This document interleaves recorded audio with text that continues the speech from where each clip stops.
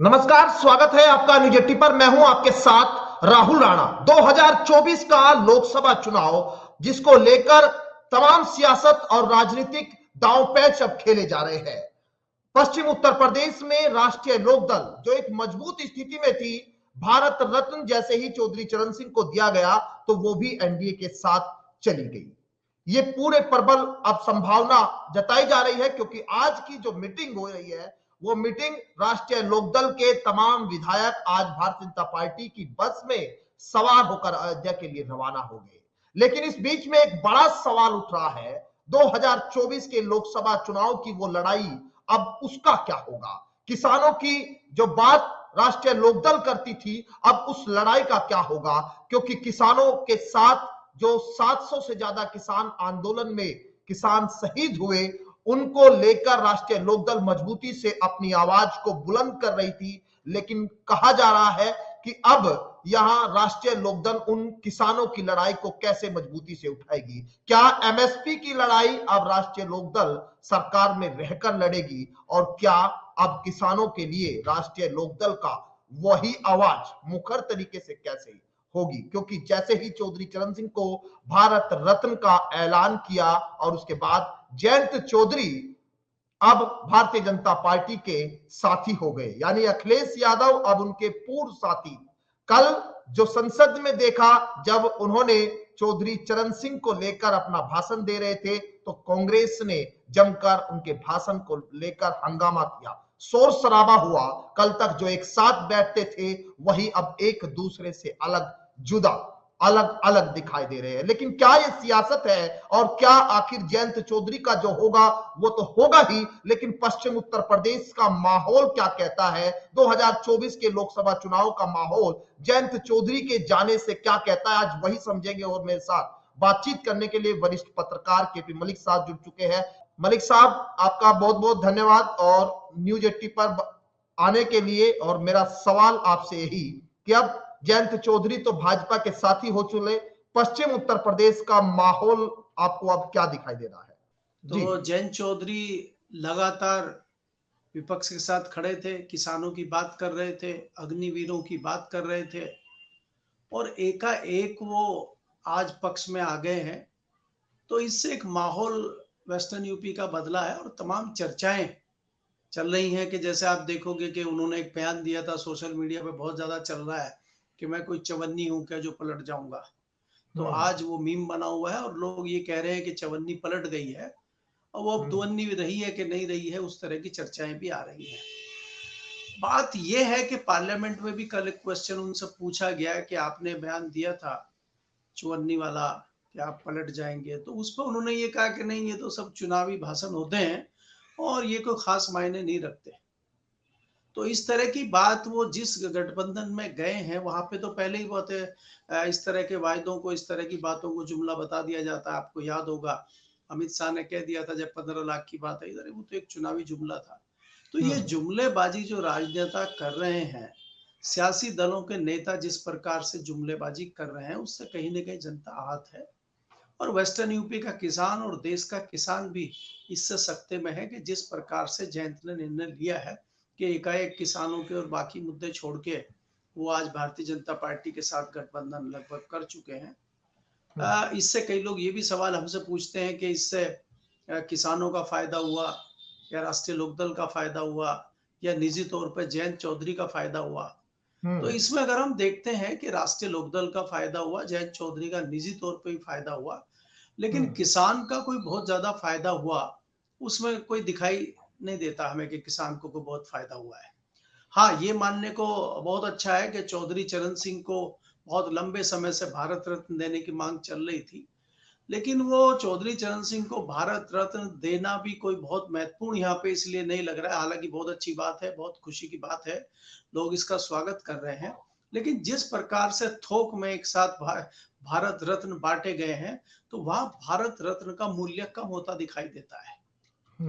तो दूसरी बात यह है कि भारत रत्न हो गया है, अब इसके बाद जयंत चौधरी सीटों का बंटवारा किस प्रकार से करते हैं, उनकी सीटों पे कौन कौन लड़ते हैं, क्या समाज और किसानों को इसमें प्रतिनिधित्व देते हैं कि नहीं देते हैं, ये देखने वाली बात है।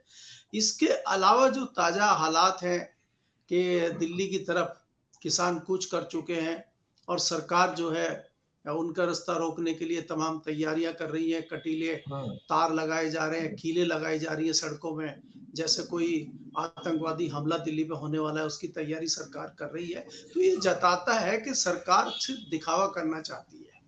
अगर वास्तव में भारत रत्न देना चाह रही थी सरकार चौधरी चरण सिंह को, तो वो 2 महीने पहले दे सकती थी। या अगर वो वास्तव में उनको सच्ची श्रद्धांजलि देना चाहती थी, तो उनकी जो कृषि नीतियां हैं उनको लागू कर सकती थी। हम्म, दूसरा, जो इनके साथ ही भारत रत्न दिया गया डॉक्टर स्वामीनाथन को, डॉक्टर स्वामीनाथन ने तो अपना पूरा जीवन किसानों की भलाई के लिए या किसानों को क्या अच्छा मिल सके उसके लिए डॉक्टर स्वामीनाथन आयोग था। उन्होंने अपनी हम्म, तमाम जो है नीतियां बताई थी, अपनी तमाम रिपोर्टें सरकार को दी थी। वो किसी सरकार, चाहे वो कांग्रेस की सरकार रही हो, चाहे भी भारतीय जनता पार्टी की सरकार हो, उन रिपोर्ट को लागू नहीं किया। अगर भारतीय जनता पार्टी वास्तव में हम्म, श्रद्धांजलि देना चाह रही थी डॉक्टर स्वामीनाथन को या भारत रत्न नवाजना चाह रही थी, तो उनकी जो आयोग की रिपोर्ट है उनको लागू करती, तो उनको सच्ची हम्म, श्रद्धांजलि होती। खाली भारत रत्न दे देना, भारत रत्न की वैल्यू को गिराना, यहाँ पे मुझे लग रहा है कि ये काम हुआ है। दूसरा, हम्म, अगर हम देखेंगे कि अब किसानों की लड़ाई किस प्रकार से लड़ी जाएगी, किसानों के हम्म, तमाम गुट हैं, चुनावी दौर है, चुनावी हम्म, दौर के चुनावी समय पे पहले इस तरह का किसान आंदोलन होना, इसको हम्म, भी दो नजरिए से लोग देख रहे हैं। एक नजरिया तो ये है कि किसानों ने रणनीति करी है कि भाई चुनाव से पहले अगर हम सरकार पर दबाव बनाते हैं, तो सरकार चुनाव के दबाव में हमारी मांग मानी जा सकती है। लेकिन दबी जबान में कुछ लोगों का ये भी कहना है कि भारतीय जनता पार्टी किसानों को कुछ देना चाहती है, और इसी बीच में उन्होंने अपने कुछ संगठन जो हैं वो किसानों के बीच में घुसा दिए हैं, और वो मांगे उठाएंगे और इनकी मांगे सरकार मान लेगी और फिर वो हम्म, वापस कूच कर जाएंगे। तो इससे क्या है, किसानों का मनोबल टूटेगा, तो वो जो मेन महत्वपूर्ण मांगे हैं उससे किसान भटक जाएगा। इस तरह की रणनीति भी सरकार कर सकती है। इसलिए इस तरह की चर्चाएं भी दिल्ली के राजनीतिक गलियारों में हैं। जी राहुल। तो यहाँ आपने बताया कि यहाँ कहीं ना कहीं जो किसानों को कुछ सरकार देना चाहती है, अब वो क्या देना चाहती है ये तो सामने अब आ ही जाएगा धीरे धीरे कहीं ना कहीं, क्योंकि अब 2024 के चुनाव को लेकर सरकार रणनीति अपनी बना रही है, किसानों को कैसे पाले में ला जाए। जयंत चौधरी अब उनके साथ आ गए, तो ये भी एक तरह से चुनाव का ही एक एजेंडा है, चुनाव की रणनीति है। काफी समय से जयंत चौधरी को साथ लाने की कोशिश हो रही थी, लेकिन आप किसानों के बीच अब जा भी रहे हैं, सुन भी रहे हैं बातचीत, और पश्चिम उत्तर प्रदेश से आप भी आते हैं। आपको लग रहा है कि जयंत चौधरी के भारतीय जनता पार्टी के साथ जाने से कुछ माहौल पश्चिम उत्तर प्रदेश का जो बिगड़ा हुआ था वो अब यहां वो भाजपा के पक्ष में चला जाएगा? किसानों की जो नाराजगी थी वो नाराजगी अब दूर लगती है आपको हो जाएगी जयंत चौधरी के जाने से?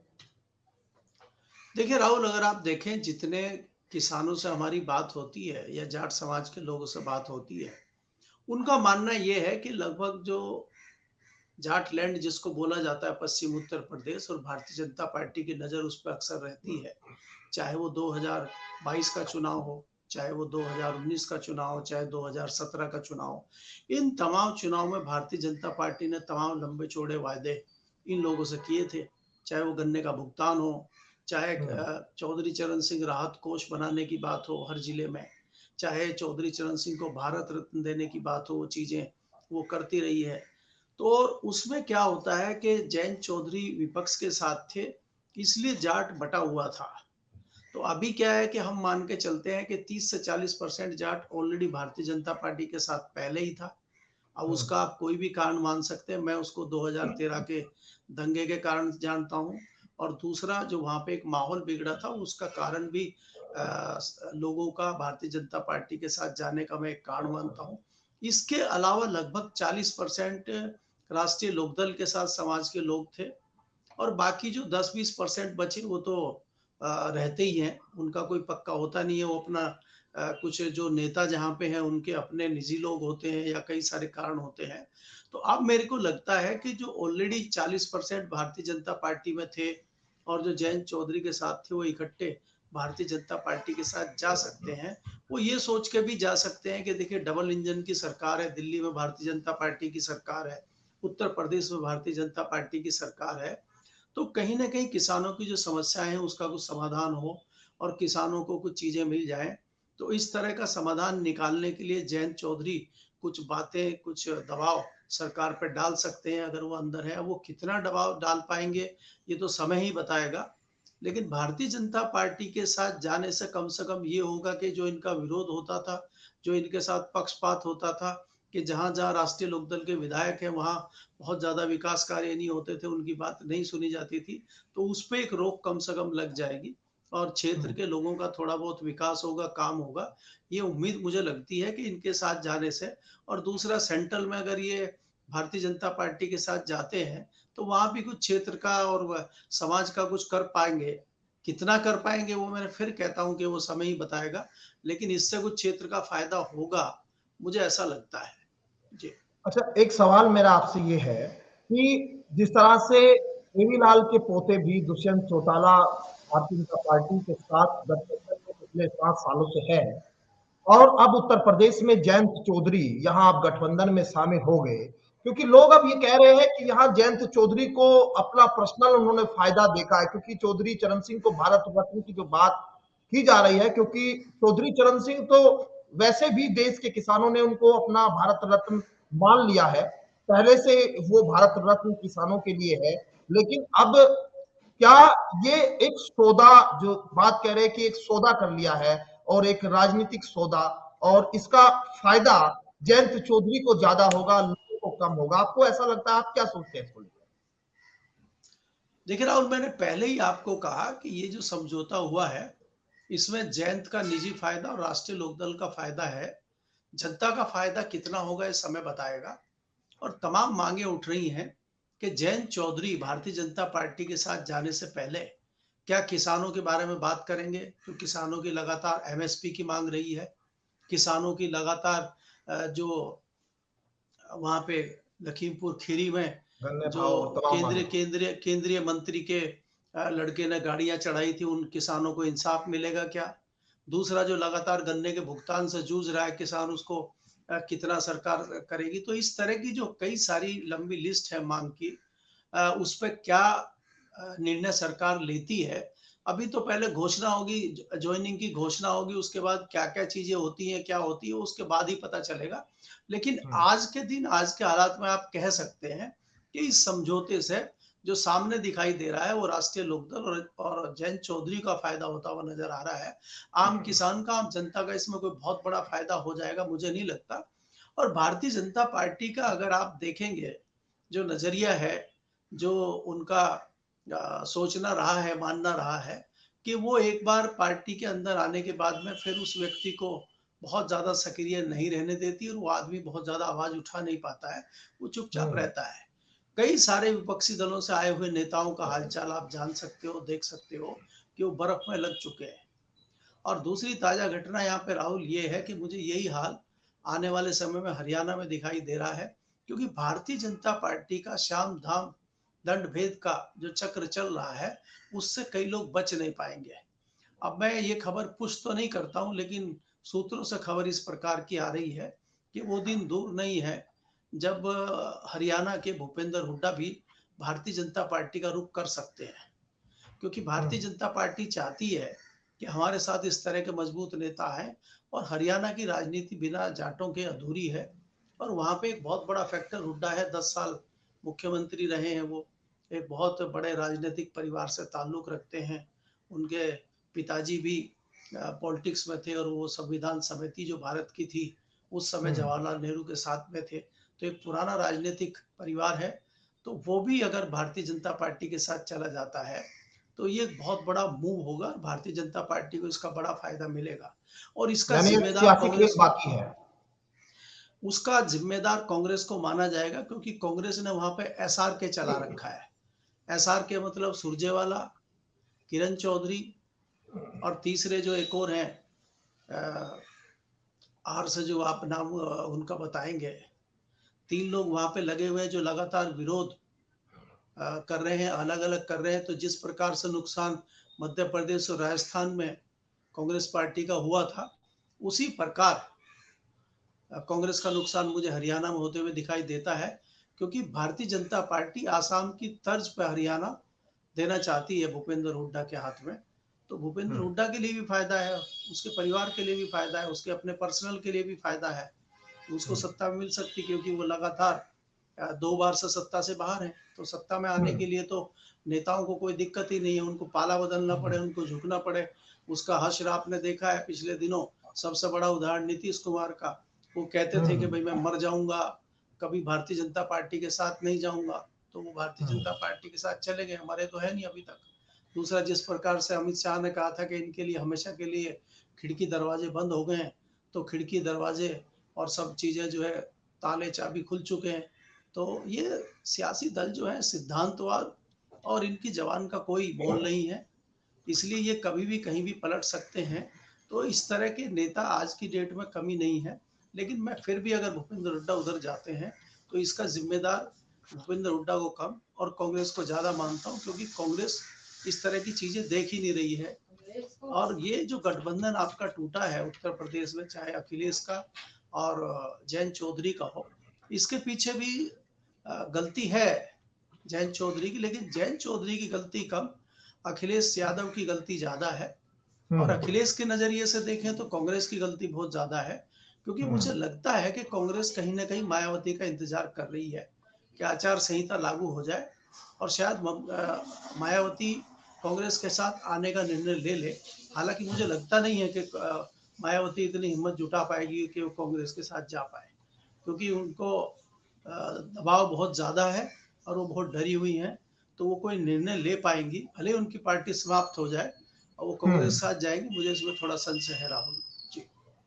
चलिए, बहुत बहुत शुक्रिया मलिक साहब, आपने एक बड़ी खबर भी यहाँ हमारे दर्शकों को दी है कि यहाँ हरियाणा में भी एक खेल अभी बाकी है, क्योंकि जयंत चौधरी भले ही पश्चिम उत्तर प्रदेश में साथ आ गए, लेकिन अभी जो श्याम दाम दंड भेद की जो राजनीति है वो भी बाकी है। बहुत बहुत शुक्रिया आपका मलिक साहब, तमाम जानकारी के लिए, हमारे साथ जुड़ने के लिए। और ये एक बड़ी अपडेट यहाँ निकल कर सामने आ सकती है कि जयंत चौधरी अब धीरे धीरे जो है वो उनके साथ भूपेंद्र हुड्डा भी हरियाणा से आ सकते हैं। लेकिन सियासी जो खेल है वो अभी रुकने का नाम नहीं लेगा। आने वाले दिनों में और भी सियासत की बिसातें कितनी बिछेगी ये देखना होगा। लेकिन अब जयंत चौधरी को लेकर किसानों की लड़ाई की बात अब यहां कहीं ना कहीं अब रुकती हुई सुनने में आ रही है कि जयंत चौधरी अब कैसे जो है उन किसानों की लड़ाई को लड़ेंगे, क्योंकि 13 फरवरी को किसान दिल्ली में आंदोलन करने जा रहे हैं। उस मुद्दे पर क्या कुछ वो बोलेंगे, और जब सरकार में वो होंगे और जब इस बात की घोषणा कर दी जाएगी तो उसके बाद क्या रुख होगा ये देखना बड़ा दिलचस्प होगा। लेकिन यहाँ किसानों के दो धड़े अब जरूर होते हुए दिखाई दे रहे हैं, एक गुट खुश भी है तो एक गुट नाराज भी है। फिलहाल मेरे साथ इस खास शो में इतना ही, मुझे दीजिए इजाजत, नमस्कार।